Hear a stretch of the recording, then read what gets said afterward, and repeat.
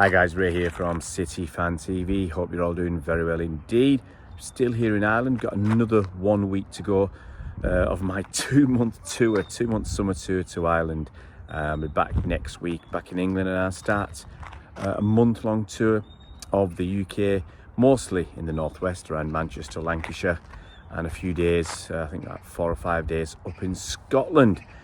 Right guys, Julian Alvarez. That story, it seems to have got some more legs overnight. Comments from Julian, comments from Pep.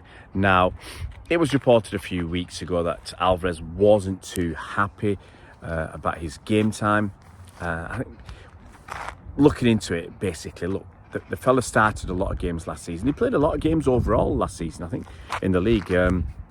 He featured in almost all the games, but at the start of the season, he was starting games. Towards the end of the season, the last couple of months, he wasn't starting games. He was just coming on as a sub. And that was because Pep had by then decided who his best 11 was. And Pep does this, he did the previous season, 2 or 3 months before the end of the season, he decides who his best 11 is and he sticks with them.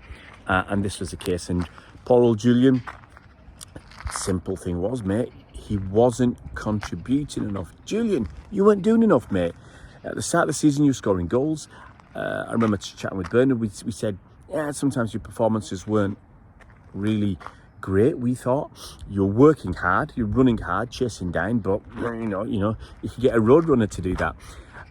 But he was scoring goals as well. He was contributing in the goals and assist column. Okay, now, towards the end of the season, he wasn't, and that's why he wasn't starting games. So I can understand why he's frustrated. I mean, the kid's looking at his career. He's won everything at City. He's a World Cup winner. He's a Champions League winner. He's just won the Copa America as well. He's winning everything at Argentina. And he's only 24 years old, and he wants to play. But he wasn't playing in the important games and the big games towards the end of the season. And I think that's what's pushed him towards, it seems, this decision that he may want to move on.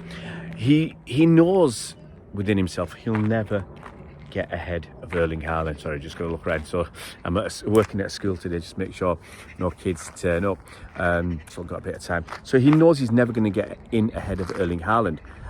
He's always going to be second choice to him, no matter how poorly Haaland plays. I mean, there's a spell of games where Haaland wasn't scoring for was it 6, 7, 8 games, and I don't think he was playing well or contributing, but he always started the games.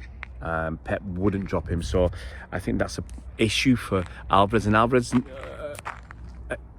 appreciates that. He knows that, he acknowledges that, and that's why I think the decision is to look potentially elsewhere.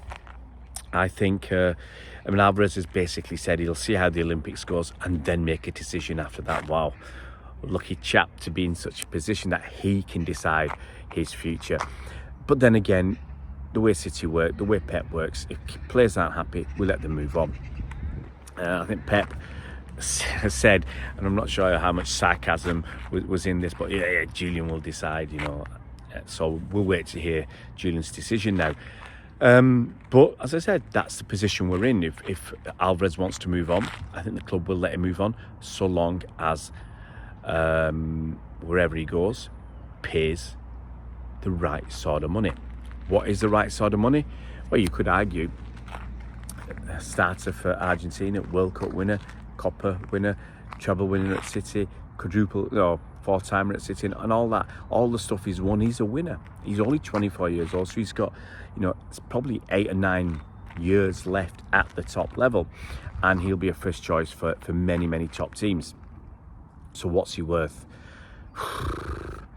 Well, Conor Gallagher's going for a cheap 35 to 40 million quid to Atletico Madrid. He's worth more than Conor Gallagher. You see players going for 40, 50 million quid, and they're just average players. So I've got to say, Alvarez should be worth at least 60 million. It's a huge profit for City. I can't remember what we paid. Let's say we paid 30 million for him. His book value in the books will probably be in some, let's say around 20. If we sell him for 60, we make a 40 million pound profit, book profit.